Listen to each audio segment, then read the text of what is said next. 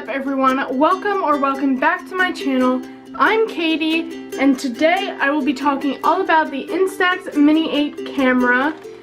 I have mine in fuchsia, I think is the color. It's like a magenta-y kind of thing, but yeah. So I'm going to be doing it all on the Instax Mini 8 and the Mini 9 just because they are technically kind of the same camera, but yeah, they are different models. And just a disclaimer, I will end up calling this a Polaroid throughout the video, but it's not a Polaroid technically. It's an Instax Mini 8 camera. Polaroid is the company that first started making the instant cameras, and ever since, any other instant camera is basically called a Polaroid. It's just easier than saying the Instax Mini 8 and whatever, so just know that. So let's just hop right into the video. So just like anybody else would do if they were making one of these videos, I'm going to show you how to turn it on and the basics on the camera. So you push this little button right next to the lens, and then it'll make a motor noise, and then this red light will start flashing. And pretty soon, one of these will light up, which it takes a while, but as you can see, there's a little home icon, which I'll hold it so that you can see it. It's a home icon, which means that I'm inside and with not so natural lighting. The next one is a cloud for whenever it's shady. Then there's a semi-bright sun icon, which is for when it's not super bright. The next one is for when it is super bright.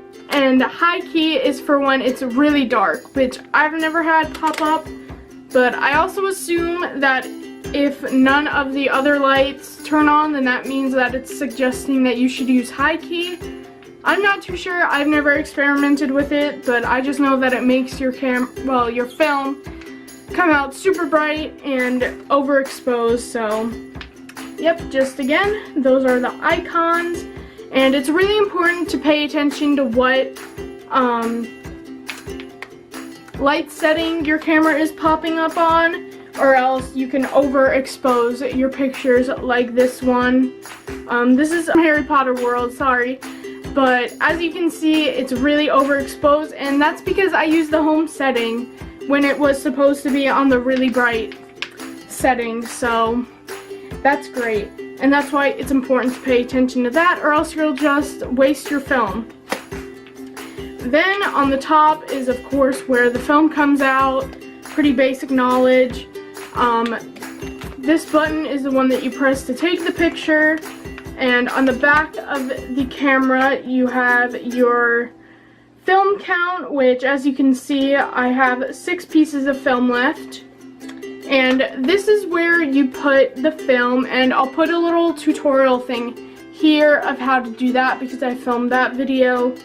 And you basically, when this comes out on 0, you open this flap, you unwrap your film, you put the film in, and you line up the yellow strips together, and then you close it, and you take a picture, and then this kind of plasticky piece of film comes out, and yeah, and then once that comes out, you are ready to take your pictures. And this is, of course, the viewfinder, and again, like anyone else says in these videos, you have to really pay attention to what you're looking at. First, you have to line up what you're trying to take a picture of with your lens, and then just for framing, you can look at the viewfinder, but if you don't do that, then your picture is going to come up a little bit more unframed than what you wanted it to. Whatever you wanted in the center of the picture wouldn't be in the center of the picture. You get the point. So now is when I tell you all about my tips and tricks. The first tip that I have is definitely get some sort of case for your camera. All cases also come with a strap. And it's really important to have one of these, one so that it's ready at like your hip, so whenever you want to take a picture, it's right there next to you. You don't have to dig in your purse or anything for your camera.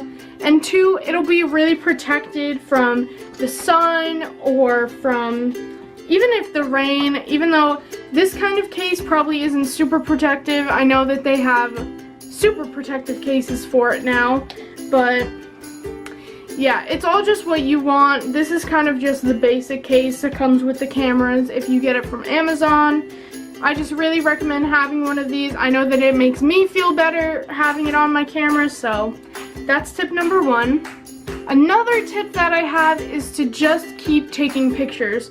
The more pictures you take, the more practice you'll have, and if you're a beginner and you're getting discouraged by not taking the pictures that you want, then I definitely recommend that you take some more pictures. In the beginning, it is kind of hard to know how to frame your pictures or like how to get the picture that you envisioned. And trust me, it is really hard when you first get it, but as you practice more and as you take more pictures, you'll find what you like to take pictures of and what your best settings are for in certain situations. And I don't know, it's really just a preference, and you just have to keep taking pictures. My third tip is to actually buy your film off of Amazon. You can buy a lot of film in bulk on there for a really fair price if you know what to look for. Or I definitely recommend buying from Best Buy or Get It. Just don't buy it from Forever 21, Urban Outfitters. The way that you tell if you're getting a fair price for your film is that if each piece of film is $1 or less. Well, I have this 2-pack, and of course it comes with 10 exposures per pack, and this cost me $20, so I'm getting each piece of film for $1. But for a pack like this, I know that Urban Outfitters sells it for, I think, $15 unless they updated it. And this you can buy on Amazon for $10, just like any other pack. Some film is overpriced, but that's how you know. If you want to get a 5-pack / 50-pack of film, then the film should be $50 or less, if that makes sense. And Amazon also has a lot of cute pattern ones, like this Alice in Wonderland pack that I recently just bought, or this stained glass. So yeah, definitely look at Amazon, and like I was saying before, if you are buying a 3-pack of film, whether it's patterned or not, if it's $30 or less, you're getting a good deal. If it's more than $30, then you're not getting a good deal and you shouldn't bother paying for it, unless you really want that pack of film, but you're kind of wasting your money. So another thing that you should know is that once you put film in, it can expire. So if you keep your pack of film and you look on the top of it, it has an expiration date, which is really important to kind of keep track of. And if you buy a pack of film that is expired, you should probably return it. I don't know what expired film will come out like. I don't know if it'll still expose to light or if it'll just expose differently. I'm not too sure, but just keep that in mind when taking pictures. Another thing about Amazon is that you can buy some really cute accessories for your Polaroid film, and those include some picture frames, stickers, or pins that normally come with a string to hang your pictures up. And I'll put a video here of how I have mine. Oh, well, you can actually kind of see it right there. I have them on a string with frames.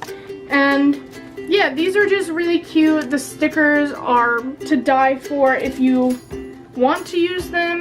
It's kind of what they look like. Mine isn't completely lined up and it kind of looks stupid, but trust me, they really do look cute. And you can also do this with your film if you want to, put a bunch of stickers on it. And one other thing that you can buy from Amazon is actually these really cool colored lenses, which I know a lot of people don't really like these, but I just think they add a really cool look to your pictures. And I took this picture with this lens file to put them on and to take them off. But trust me, if you definitely experiment with them, you'll figure out what kind of style that you like. And yeah, so that was my video all about the Instax Mini 8 Fujifilm camera. And if you guys have any questions or anything like that, please make sure to comment down below.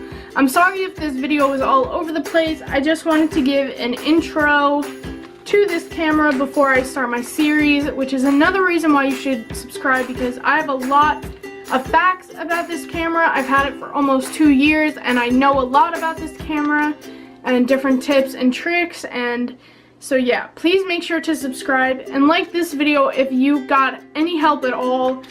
And yeah, so thank you guys so much for watching. I'll see you next time, and bye. We keep this love in a photograph. We made these memories for ourselves, where our eyes are never closed.